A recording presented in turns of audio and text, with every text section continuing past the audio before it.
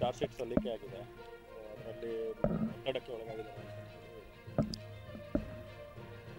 ತಡೆಗದೆ ನನಗೆ ಇದು ನ್ಯಾಯ ಸಿಕ್ಕಿಲ್ಲ ಸರ್. ನಮಗೆ ಚಾರ್ಜ್ ಶೀಟ್ ಆಗಿರೋದ್ರಿಂದ ನಮ್ಮನೆಯವ್ರ ಮೇಲೆ ಅಪರಾಧ ಹೊರಿಸಿದ್ದಾರೆ, ಒತ್ತಡಕ್ಕೆ ಮಂಡಿದ್ದಾರೆ, ಅವ್ರು ದುಡ್ಡು ಇಸ್ಕೊಂಡಿದ್ದಾರೆ ಅಂತೆಲ್ಲ ಹೇಳ್ತಾ ಇದ್ದಾರೆ. ಸರಿಯಾದ ರೀತಿ ನಮಗೆ ನ್ಯಾಯ ಸಿಕ್ಕಿಲ್ಲ. ನಾನು ಹೈಕೋರ್ಟ್ ಮೊರೆ ಹೋಗ್ತೀನಿ ಸರ್. ನಮ್ಮ ಲಾಯರಿಗೆ ಕನ್ಸಲ್ಟ್ ಮಾಡಿದ್ದೀವಿ. ಈಗ ಹೈಕೋರ್ಟ್ ಮೊರೆನೇ ಹೋಗ್ತೀವಿ ಸರ್. ನಾವು ನ್ಯಾಯ ಸಿಗೋದಕ್ಕೋಸ್ಕರ ಸರ್ SIT ತನಿಖೆ ಎಲ್ಲ ಅವರು ಸರಿಯಾದ ರೀತಿಯಲ್ಲಿ ಮಾಡಿಲ್ಲ ಅಂತ ನಾವು ಹೇಳ್ತೀವಿ ಸರ್. ಯಾಕಂದರೆ ಈಗ ನಮ್ಮನೆಯವ್ರದ್ದು ಪರಿಸ್ಥಿತಿ, ನಮ್ಮನೆಯವ್ರ ಮೇಲೆ ಅಪರಾಧ ಹೊರಿಸ್ಬೇಕಾರೆ ನಮಗೆ ಅದರಲ್ಲಿ ನ್ಯಾಯ ಸಿಕ್ಕಿಲ್ಲ ಸರ್. ಹಾಗಾಗಿ ನಾನು CBI ತನಿಖೆಗೆ ಹೋಗ್ತೀವಿ ಅಂತ ಹೇಳ್ತಾ ಇದ್ದೀವಿ ಸರ್. ಅದೆಲ್ಲ ಸುಳ್ಳು ಸರ್. ಅದರ ರೀತಿಯೆಲ್ಲ ಕರ್ಕೊಂಡು ಹೋಗಿಲ್ಲ, ಅದೆಲ್ಲ ಸುಳ್ಳು ಸರ್.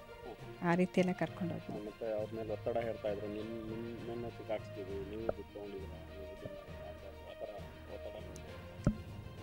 ಅದು ಒತ್ತಡ ಆಫೀಸಲ್ಲಿ ಇತ್ತೇನೋ ಗೊತ್ತಿಲ್ಲ ಸರ್ ನನಗೆ. ಆದರೆ ಆಫೀಸ್ ವಿಷಯ ಯಾವುದು ಮನೇಲಿ ಅವ್ರಿಗೆ ಹೇಳಿಲ್ಲ ಸರ್. ಅದೇ ಅವ್ರ ಒತ್ತಡಕ್ಕೆ ಇದಾಗೆ ಈ ಥರ ಮತ್ತೆ ನನ್ನ ಮೇಲೆ ಅಪರಾಧ ಹೊರಿಸ್ತಾರಲ್ಲ ಅನ್ನೋ ಒಂದು ಇದಕ್ಕೆ ಅವರು ಆತ್ಮಹತ್ಯೆ ಮಾಡ್ಕೊಂಡಿರೋದು ಸರ್. ಅವರು ಅದು ದುಡ್ಡು ತಿಂದಿದ್ರೆ ಸರ್, ಅವರು ನಾವು ಏನೂ ತಿಂದಿಲ್ಲ ಸರ್. ಇದರಲ್ಲಿ ನಾವೀಗ 2 ತಿಂಗಳಿಂದ ಭಾಳ ಕಷ್ಟದಲ್ಲಿದ್ದೀವಿ ನಾವು. ಹಾಗಾಗಿ ನಮಗೆ ತಿಂದಿದ್ದರ ನಂಬಿಕೆ ಇಲ್ಲ ಸರ್. ನಮ್ಮ ಮನೆಯವ್ರು ನ್ಯಾಯವಂತರು ಅನ್ನೋದು ನನಗೆ ನಂಬಿಕೆ ಇದೆ ಸರ್. ಅಷ್ಟು ಗೊತ್ತಿದೆ ಸರ್. ಆ ಥರ ಎಲ್ಲ ತಿಂದಿಲ್ಲ ಸರ್. ಅವ್ರು ದುಡ್ಡೆಲ್ಲ ಯಾವುದೇ ತಿಂದಿಲ್ಲ. ಅದೆಲ್ಲ ಸುಳ್ಳು ಆರೋಪ ಹೊರಿಸ್ತಾ ಇದ್ದಾರೆ ಅಷ್ಟೇ ಸರ್.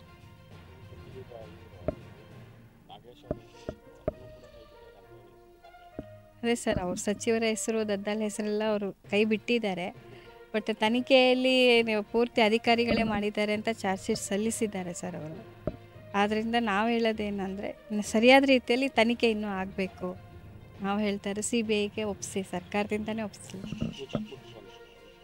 ಹೌದು ಸರ್, ಅದನ್ನೇ ಆಗ್ತಾರೆ. ಈಗ ಅಧಿಕಾರಿಗಳ ಮೇಲೆ ಈಗ ಅಪರಾಧ ಹೊರಿಸಿ ಅವರೆಲ್ಲ ತನಿಖೆನೇ ದಿಕ್ಕನ್ನು ಬದಲಾಯಿಸಿದ್ದಾರೆ ಸರ್. ಎಲ್ಲ ಅಧಿಕಾರಿಗಳ ಮೇಲೆ ಹೇಳ್ತಾ ಇದ್ದಾರೆ. ಇದರಿಂದ ರಾಜಕೀಯದ್ದು ಒತ್ತಡ ಇಲ್ಲ ಅಂತ ಹೇಳಿ ಕ್ಲೀನ್ ಚಿಟ್ ಕೊಡ್ತಾ ಇದ್ದಾರೆ ಸರ್.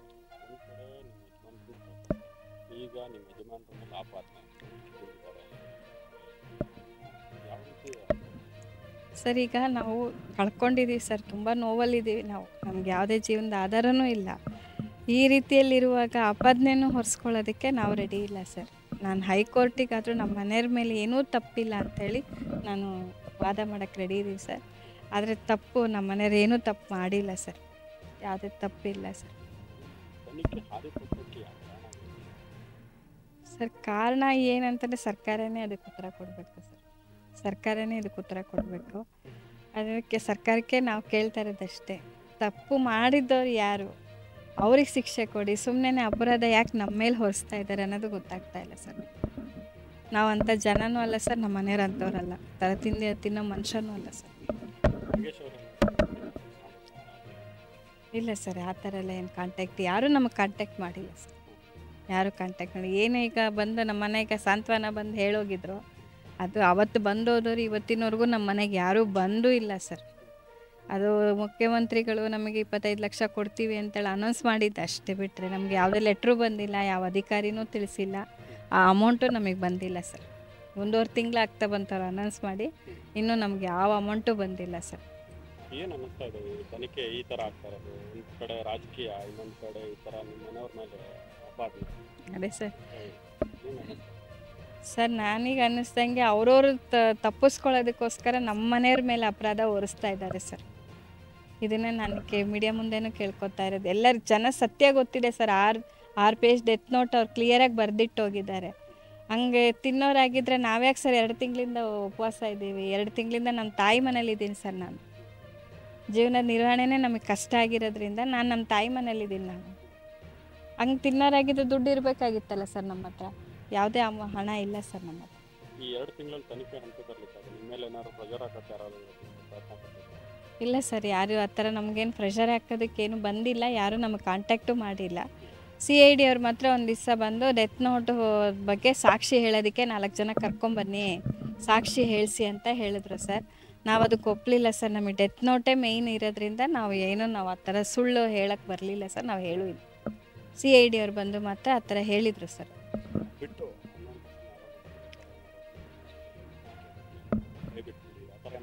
ಇಲ್ಲ ಸರ್, ಆ ಥರ ಎಲ್ಲ ಏನೂ ನಮಗೆ ಹೇಳಿಲ್ಲ. ಯಾರೂ ನಮಗೆ ಪ್ರೆಷರ್ ಹಾಕ್ಸಿಲ್ಲ ಸರ್ ಆ ಥರ ಎಲ್ಲ. ತನಿಖೆ ಯಾವ ಥರ ಸರ್ ತನಿಖೆ ಏನಂದರೆ ಈಗ ನಮ್ಮ ಮನೆಯವ್ರ ಮೇಲೆ ಏನೂ ಅಪರಾಧ ಇಲ್ಲ ಅನ್ನೋದನ್ನು ನಮಗೆ ಸಾಬೀತಾಗಬೇಕು ಸರ್. ತನಿಖೆ ಅದೇ ಆಗಬೇಕು ಅಂತ ನಾವು ಕೇಳ್ಕೊತಾ ಇದ್ದೀವಿ. ಇಡಿ ಮೇಲಾದ್ರೂ ನಂಬಿಕೆ ಇದೆ? ಇಡಿ ಬೇರೆ ಒಂದು ಕಡೆ ಸರ್ ಇಡೀ ತನಿಖೆ ಮೇಲೆ ನನಗೆ ಭರವಸೆ ಇಡಬೇಕಷ್ಟೇ ಸರ್. ಅದು ಲಾಸ್ಟ್ ರಿಪೋರ್ಟ್ ಏನು ಕೊಡ್ತಾರೋ ಅದ್ರ ಮೇಲೆ ನಾನು ಕಾಯ್ತಾ ಇದ್ದೀನಿ ಸರ್. ಇದಂತೂ ಸುಳ್ಳಾಗೋಯ್ತು. ಈಗ ಇಡೀ ತನಿಖೆಗಾದರೂ ಕಾಯ್ತೀನಿ ಸರ್ ನಾನು. ನಿಮಗೆ ಟ್ರಾಫಿಕ್ ಬಗ್ಗೆ ಏನಾದ್ರು ಮಾಹಿತಿ ಸಿಗುತ್ತಾ? ಇಲ್ಲ ಸರ್, ಯಾರೂ ಹೇಳಿಲ್ಲ. ಈಗ ನೀವು ಮೀಡಿಯಾದವರು ಬಂದು ನಮಗೆ ಹೇಳಿದ ಮೇಲೆ ವಿಚಾರ ಗೊತ್ತಾಗಿರೋದು. ಅದಕ್ಕೆ ಮುಂಚೆ ನಮಗೆ ಕೋರ್ಟಿಂದ ಆಗಲಿ ಸ್ಟೇಷನ್ನಿಂದ ಆಗಲಿ ಯಾವುದೇ ರಿಪೋರ್ಟ್ ಬಂದಿಲ್ಲ ಸರ್, ನಮಗೆ ಯಾರೂ ತಿಳಿಸಿಲ್ಲ ನಿಮ್ಮ ಕಡೆ ಲಾಯರ್ ಅವರು ಪಬ್ಲಿಕ್ ಸರ್. ಅದೇ ಅವರು ಅದು ನ್ಯಾಯ ಸಿಗಲಿಲ್ಲ ಅಂದರೆ ನಾವು ಹೈಕೋರ್ಟ್ ಮೊರೆನೇ ಹೋಗೋಣ ಅಂತ ಲಾಯರ್ ಹೇಳ್ತಾ ಇದ್ದಾರೆ ಸರ್. ಈಗ ನಾವು ಅದನ್ನೇ ಡಿಸೈಡ್ ಮಾಡ್ತಾ ಇದ್ದೀವಿ ಸರ್, ಹೈಕೋರ್ಟಿಗೆ ಹೋಗೋಣ ಅಂತ. ತನಿಖೆ ಯಾರ ಕೈಯಿಂದ ಆಗಬೇಕು ಸರ್ ನಮಗೆ CBI ತನಿಖೆಯಿಂದನೇ ಆಗಬೇಕು ಅಂತ ನಾವು ಕೇಳ್ಕೊತೀವಿ SIT ಮೇಲೆ ನಂಬಿಕೆ ಇದೆ? ಸರ್. SIT ಮೇಲೆ ನಂಬಿಕೆ ಇಲ್ಲ ಸರ್, ನಂಬಿಕೆ ಬಿಟ್ಟೋಯ್ತು ನನಗೆ. ನಮ್ಮ ಮನೆಯವ್ರ ಮೇಲೆ ಅಪರಾಧ ಹೊರಿಸುವಾಗ ನಾವು ಯಾವ ರೀತಿ ಒಪ್ಕೊಳ್ಳೋದು ಸರ್? ನಮ್ಗೆ ನ್ಯಾಯ ಬೇಕು ಅಂತಲೇ ಅವತ್ತಿಂದ ಇವತ್ತವರೆಗೂ ಕೇಳ್ತಾ ಇರೋದು ಒಂದೇ, ನಾನು ನ್ಯಾಯ ಬೇಕು ನನಗೆ. ಅದರಲ್ಲಿ ಒತ್ತಡ ಇದೆ ಅನ್ನೋದು ಕನ್ಫರ್ಮ್ ಮಾಡಿದ್ದಾರೆ. ಪ್ರಚೋದನೆ ನೀಡಿದ್ದಾರೆ. ಸರ್ ಒತ್ತಡ ಮಾಡಿ ಅವ್ರು ಕಳ್ಕೊಂಡಿರೋ ದುಡ್ಡು ಹೆಂಗೆ ತೊಗೊಂಡಿರ್ತಾರೆ ಸರ್? ಜೀವ ಯಾಕೆ ಕಳ್ಕೊಬೇಕಾಗಿತ್ತು ಅವರು? ತೊಗೊಂಡಿದ್ರೆ ಅವ್ರು ನಮ್ಮ ಮನೇಲಿ ಇರಬೇಕಾಗಿತ್ತು, ಇಲ್ಲ ಅವ್ರ ಅಕೌಂಟಲ್ಲಿ ಇರಬೇಕಾಗಿತ್ತು. ಎರಡಲ್ಲೂ ಇಲ್ವಲ್ಲ ಸರ್ ನಮ್ಮ ಮನೇಲಿ.